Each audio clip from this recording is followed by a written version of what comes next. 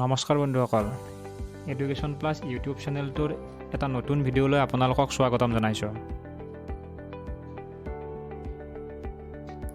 আগৰ ভিডিঅ'টোত আমি ৰাষ্ট্ৰীয় উদ্যানসমূহৰ ক্ষেত্ৰত সম্ভাৱ্য সকলোবোৰ প্ৰশ্ন আলোচনা কৰিছিলোঁ।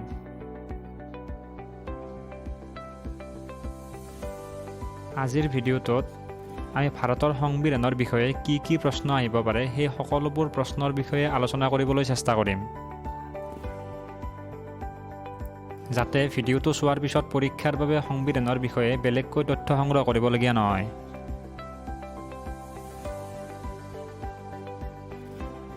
প্ৰথম প্ৰশ্নটো হ'ল, ভাৰতৰ সংবিধানত কোনে স্বাক্ষৰ কৰিছিল? ইয়াৰ উত্তৰ হ'ল, ভাৰতৰ সংবিধানত সেই সময়ৰ ৰাষ্ট্ৰপতি ৰাজেন্দ্ৰ প্ৰসাদে স্বাক্ষৰ কৰিছিল। 2 নম্বৰ প্ৰশ্ন, সংবিধান সভাৰ সভাপতি কোন আছিল? ইয়াৰ উত্তৰো হ'ল ৰাজেন্দ্ৰ প্ৰসাদ। 3 নম্বৰ প্ৰশ্ন, সংবিধানৰ খচৰা কমিটিৰ সভাপতি কোন আছিল? সংবিধানখন প্ৰস্তুত কৰি উলিয়াবলৈ এখন খচৰা কমিটি গঠন কৰা হৈছিল, যিখনৰ সভাপতি আছিল ডক্টৰ B.R. আম্বেদকাৰ। 4 নম্বৰ প্ৰশ্ন, কিমান চনত ভাৰতৰ সংবিধানখন গৃহীত কৰা হৈছিল? ইয়াৰ উত্তৰ হ'ল 1949 চনৰ 26 নৱেম্বৰত ভাৰতৰ সংবিধানখন গৃহীত কৰা হৈছিল। 5 নম্বৰ প্ৰশ্ন, কিমান চনত ভাৰতৰ সংবিধানখন কাৰ্যকৰী কৰা হৈছিল? সংবিধানখন গৃহীত হোৱাৰ 2 মাহ পিছত, অৰ্থাৎ 1950 চনৰ 26 জানুৱাৰীত সংবিধানখন কাৰ্যকৰী কৰা হৈছিল। 6 নম্বৰ প্ৰশ্ন, খচৰা কমিটিখনত কিমানজন সদস্য আছিল? ইয়াৰ উত্তৰ হ'ল, খচৰা কমিটিখনত 7জন সদস্য আছিল।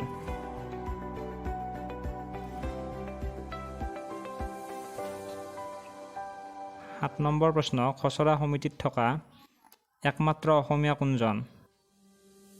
একমাত্ৰ অসমীয়াজনৰ নাম হ'ল মহম্মদ ছাদুল্লাহ। 8 নম্বৰ প্ৰশ্ন, সংবিধানত কিমানটা অনুচ্ছেদ, অনুসূচী আৰু অধ্যায় আছে?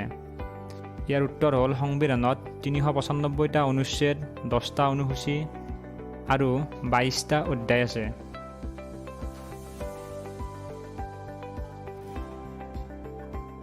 9 নম্বৰ প্ৰশ্নটো হ'ল, সংবিধানত উল্লেখিত বৰ্তমান মৌলিক অধিকাৰ কেইটা? ইয়াৰ উত্তৰ হ'ল, বৰ্তমান মৌলিক অধিকাৰ 6টা।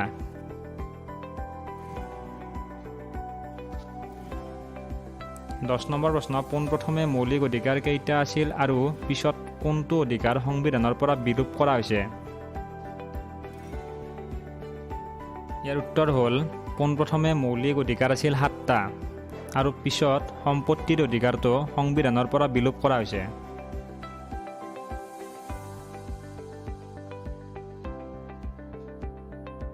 11 নম্বৰ প্ৰশ্ন, কিমানতম সংশোধনীৰ জৰিয়তে সম্পত্তিৰ অধিকাৰটো বিলোপ কৰা হয়? ইয়াৰ উত্তৰ হ'ল, 44তম সংশোধনীৰ জৰিয়তে এই অধিকাৰ বিলোপ কৰা হয়। 12 নম্বৰ প্ৰশ্ন, মৌলিক কৰ্তব্যসমূহক কিমানতম সংশোধনীৰ জৰিয়তে সংবিধানৰ অন্তৰ্ভুক্ত কৰা হয়? ইয়াৰ উত্তৰ হ'ল, 42তম সংশোধনীৰ জৰিয়তে মৌলিক কৰ্তব্যসমূহক সংবিধানৰ সন্নিৱিষ্ট কৰা হয়। 13 নম্বৰ প্ৰশ্ন, সমাজবাদ আৰু ধৰ্মনিৰপেক্ষ শব্দ দুটা কিমানতম সংশোধনীৰ জৰিয়তে সংবিধানৰ অন্তৰ্ভুক্ত কৰা হয়? ইয়াৰ উত্তৰ হ'ল, 42তম সংশোধনীৰ জৰিয়তে এই শব্দ দুটা সংবিধানৰ অন্তৰ্ভুক্ত কৰা হয়।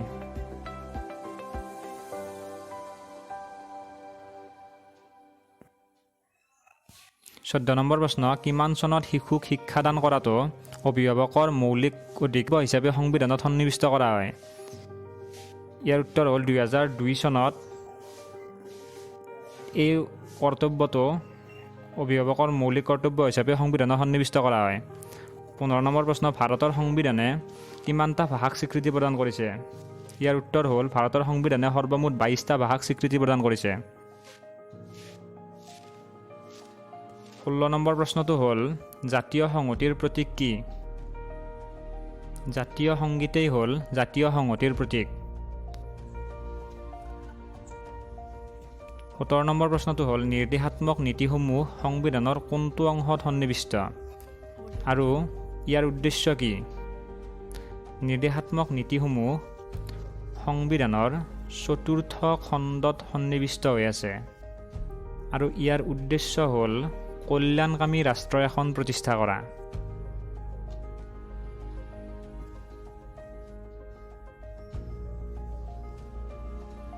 সংবিধান সম্পৰ্কে আৰু কিছু কথা ইয়াৰ পৰৱৰ্তী ভিডিঅ'ত আলোচনা কৰা হ'ব।